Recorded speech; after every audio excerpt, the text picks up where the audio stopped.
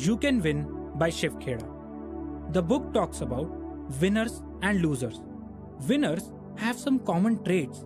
Once you start following those traits, you can win the game of life.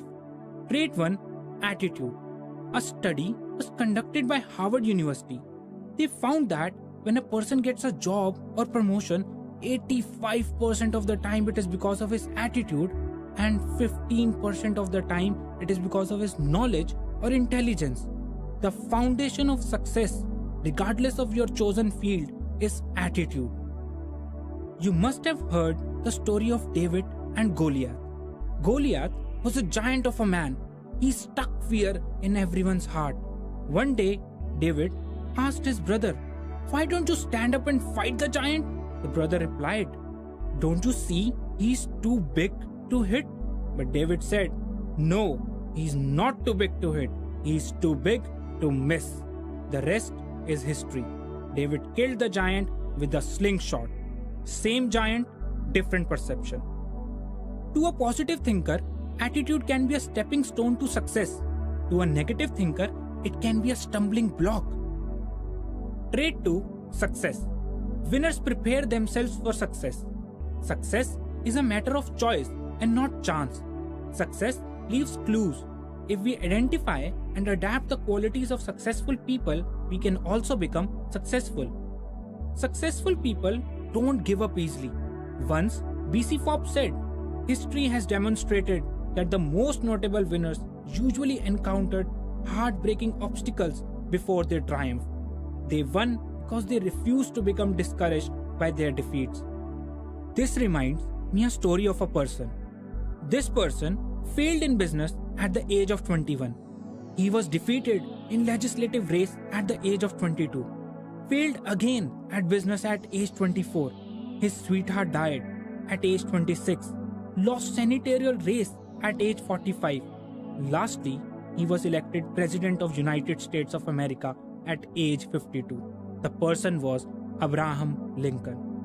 As winners tread on the path to success, they face many obstacles. Obstacles to success are fear. Fear results in insecurity, lack of confidence, and procrastination. It primarily comes from lack of understanding. To live in fear is to live in an emotional prison.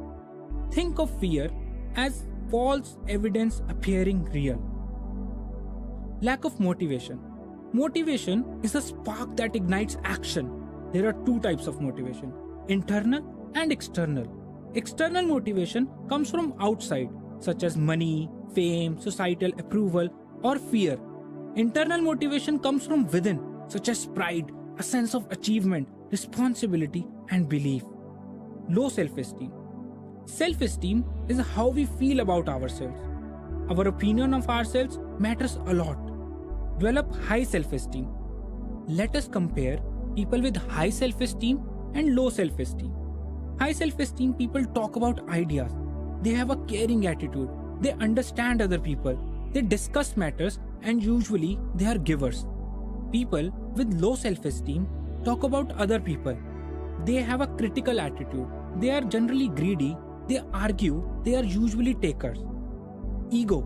It is an unhealthy pride that results in arrogance. Healthy pride is a feeling of pleasure, of accomplishment with humility. Trait 3, goal setting. Goals are dreams with a deadline and an action plan. Make definite goals. Have a plan to accomplish them. Read the goals and the plan twice a day. This way, you will attain your goals. Goals should be SMART. Here, SMART stands for specific, measurable, achievable, realistic, and time-bound. For achieving your goals, you have to learn new skills. There are 4 stages of learning. I remember the way I learned to ride a bike. Stage 1, unconscious, incompetent. At this stage, I was not aware that I can't ride a bike. I was unconscious. The worst part, I had no skill to ride a bike. I was incompetent. Stage 2, conscious incompetence. After so many trials, I came to know I can't ride a bike. I was conscious of my inability. Still, I had no skills to ride a bike. I was incompetent. Stage 3, conscious competence. As I practiced more and more, I was able to ride the bike comfortably. I was conscious about the process. I had developed the skills to ride a bike. I was competent. Stage 4, unconscious competence. At this stage, I don't have to understand the mechanics of bike riding. It became natural. I could ride the bike like a pro. I was unconsciously competent. Still, people don't achieve excellence. The big reason is lack of vision or limited vision. We need to dream beyond what is possible. Remember, everything we see today, such as mobile phones, laptops, or internet, they all were dreams before they become a reality. At last, I would quote Mr. Shiv Kheda: winners don't do different things, they do things differently.